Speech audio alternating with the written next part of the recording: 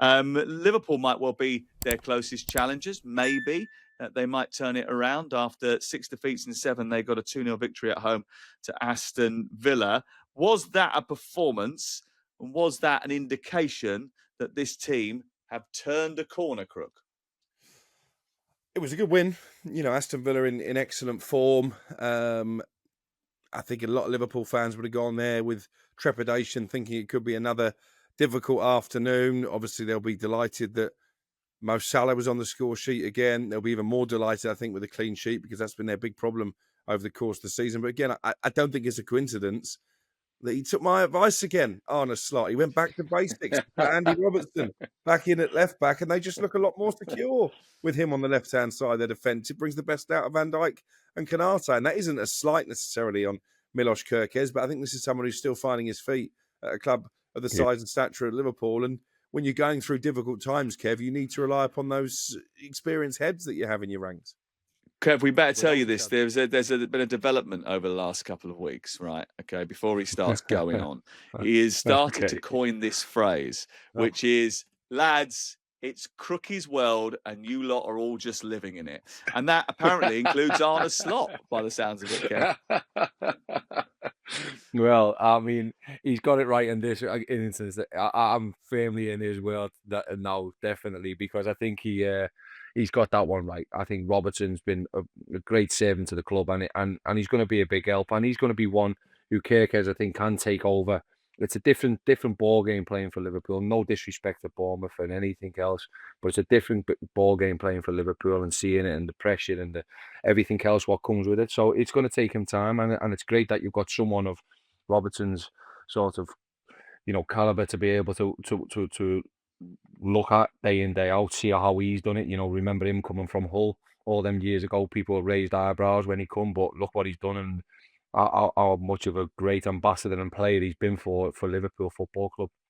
So I've got no doubt Kerkez will be a success, as I have with Vert and Isak, but it's just going to take time. It's going to take time for a lot of this Liverpool team to flourish. But I think a big thing for them, and why they've gone, with them many defeats, is because they lost the number one, Alisson, who, let's not forget, even last year, was making world class big saves, massive saves in big games and at moments.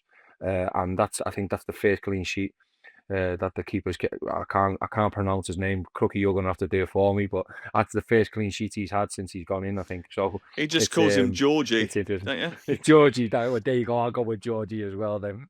But I think that's been a major issue for Liverpool as well, because Alisson is top notch, and I think that's why you're seeing this current run. But that was a big win for them at the weekend. Actually, Mamardashvili did make a really good save in the game, and he was beaten by that Morgan Rogers effort, which hit the post. And actually, if that had gone in, might have been a slightly different game. It might have been an even more different game if Emi Martinez hadn't the gift wrapped a present for Mo Salah for his 250th goal. Look, Salah, fantastic striker, goes up there with the very best. Roger Hunt and Ian Rush, 250 goals. Well done. Clap, clap. I actually thought that was a harder finish than you give it credit for initially, because it's on his right foot. He snaps it very quickly and puts it round the defender. I thought that was really impressive. And, his record speaks for itself. He's absolutely world class. And even if he's been a little bit quiet this season. Yeah, he really did. He did.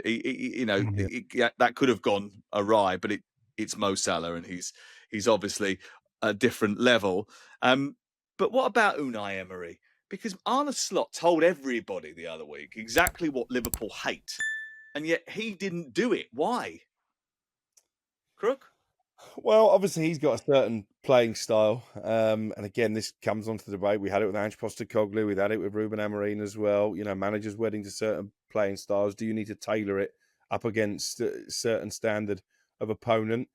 I guess that Unai Emery looked at Liverpool's recent form and thought, you know what, we're good enough to beat these playing our way. And obviously they weren't, and maybe he could have changed it. But, I mean, they don't really have the capability to go direct, even in the way that Manchester United did, for example, when they went to Anfield. So I'm not gonna hammer Unai Emery. I know you like doing that occasionally, but I think Villa's recent run overall is pretty decent.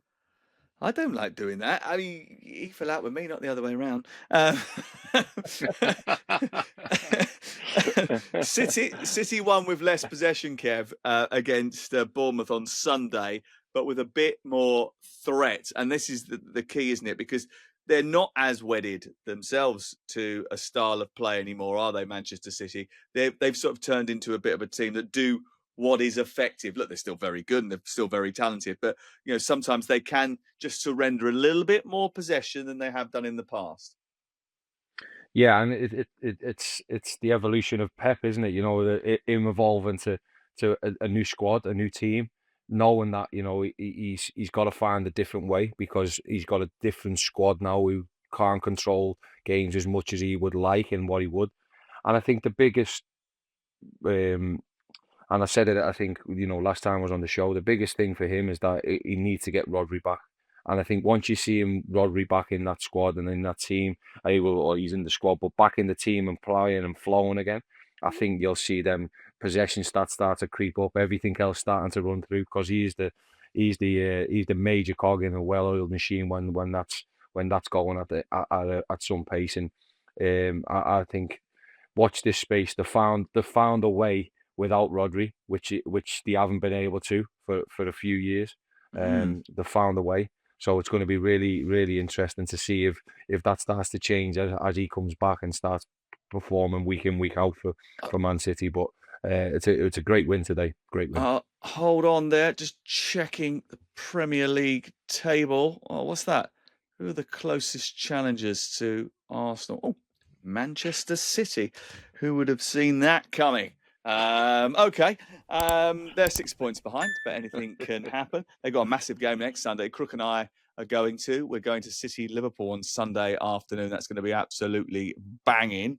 And those two teams, second and third. Actually, I think Manchester City need to win that if they are going to be the closest challengers to Arsenal next Sunday. That's Game Day Live coming from the Etihad Stadium.